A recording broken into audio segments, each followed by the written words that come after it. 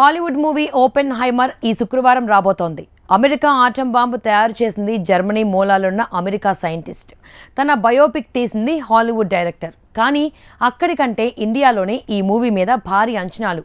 ఇంతకీ ఓ హాలీవుడ్ మూవీకి ఇక్కడ అంత హైప్ రావడానికి కారణం ఏంటి?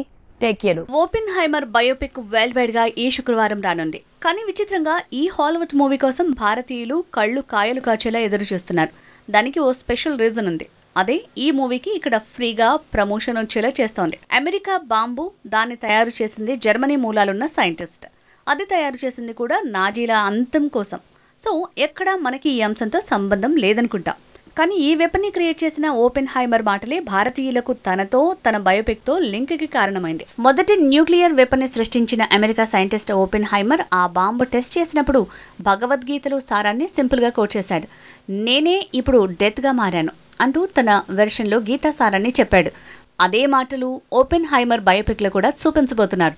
ఆ కనెక్షనే ఈ మూవీ కోసం ఇక్కడి జనం ఎదురు చూసేలా చేస్తోంది. ఇక ఓపెన్ హైమర్ మూవీ ఇక్కడ 35 కోట్ల ఓపెనింగ్స్ రాబడుతుందనేంత హైప్ కి మరో కారణం దర్శకుడు క్రిస్టోఫర్ నోలాన్.